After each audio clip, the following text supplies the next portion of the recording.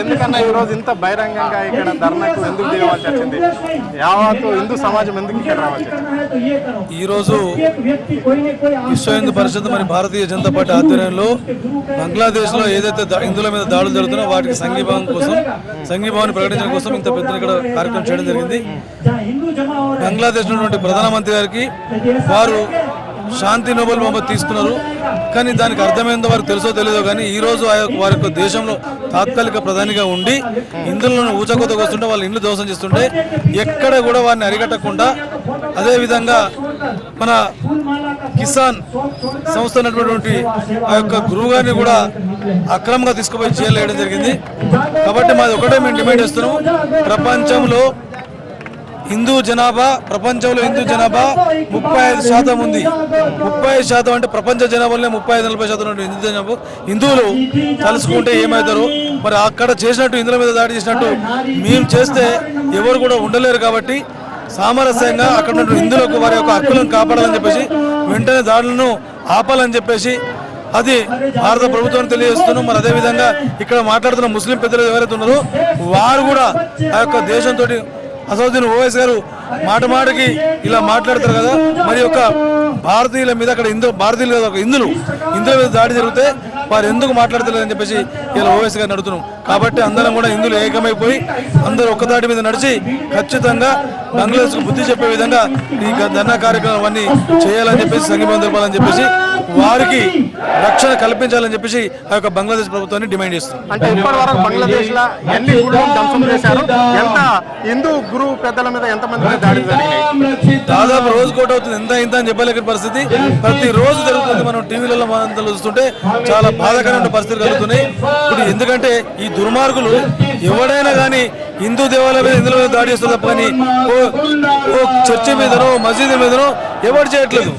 వాళ్ళ ఉద్దేశం అంటే భారతదేశంలో ఈ ప్రపంచంలో హిందూ యొక్క మూలాలు ఉండకూడదు అనేటువంటి ఒక కుట్రలో భాగం. కాబట్టి ఖచ్చితంగా దీన్ని హిందూ సమాజం దాన్ని సహించదు. మన హిందువులు కూడా ఏకం కావాలి. రేపు నీకు కూడా అదే పరిస్థితి వస్తుంది. కాబట్టి భారతదేశంలో హిందువులు కూడా ఏకమై ఒక్కసారి పెద్ద దాడి చేస్తే బంగ్లాదేశ్ భయపడాలని చెప్పేసి డిమాండ్ చేస్తుంది. అంటే ఇప్పుడు బంగ్లాదేశ్ ఇండియాకు అద్దులో ఉంటుంది. రేపు బంగ్లాదేశ్ మీద కంప్లీట్ గా దాడులు జరుగుతున్నాయి. ఇంకో ప్రభావం ఇండియా మీద పడే అవకాశం ఉందా? భారతదేశం ఖచ్చితంగా ఇలాంటి దాడులు ఇప్పుడు ఖచ్చితంగా ఇండియాలో కూడా ఈ రోజు హిందూ సమాజం అంతా హిందువులందరూ కూడా సైలెంట్ కూడా రేపు మనకు కూడా రావచ్చు ఆ పరిస్థితి. కాబట్టి అది రాకుండా జాగ్రత్త పడాలని చెప్పేసి భారతదేశంలో హిందువులను కూడా హెచ్చరిస్తున్నాము. అదే విధంగా వారికి రక్షణ కల్పించే విధంగా బంగ్లాదేశ్ మీద ఒత్తిడి తేవాలని చెప్పేసి అంటే ఇక్కడ కూడా మన తెలంగాణ ప్రభుత్వం ఆధ్వర్యంలో తెలంగాణలో అంటే ఇక్కడ హైదరాబాద్ లో కూడా ఓ టెంపుల్ మీద దాడి జరిగింది.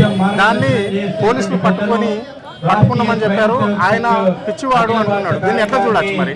అంటే ఈ దాడి చేసిన వాళ్ళందరూ పిచ్చోలేనా? అంటే ఈ కాంగ్రెస్ ప్రభుత్వం ఏంటంటే అందుకోసం మహారాష్ట్రలో ప్రభుత్వం రాలేదు, వచ్చుంటే అక్కడ కూడా దాడులు జరుగుతుండే. ఇప్పటికైనా కాంగ్రెస్ వాళ్ళు బుద్ధి తెచ్చుకోవాలి. వాళ్ళ పేర్లనే కానుంది. అందరూ చెప్తారు ఎందుకోసం అంటే నెహ్రూ కుటుంబమే కాను. సాక్షాత్ ఇందిరాగాంధీ భర్తనే వారే ముస్లిం. కాబట్టి వీళ్ళు రాహుల్ గాంధీ అని చెప్పి ప్రియాంక గాంధీ పెట్టుకుని వాళ్ళ బ్లడ్లోనే ముస్లిం బ్లడ్ ఉంది. కాబట్టి ఇప్పటికైనా హిందువులు మోసపోవద్దు, కాంగ్రెస్ మాటలు నమ్మకూడదు. ఈ దేశానికి ఆ యొక్క శ్రీరామచంద్రుడు శ్రీకృష్ణ భగవంతుడు నరేంద్ర మోడీ గారు ఉన్నంత వరకు భారతదేశానికి ఇందులోకి ఏం కాదు.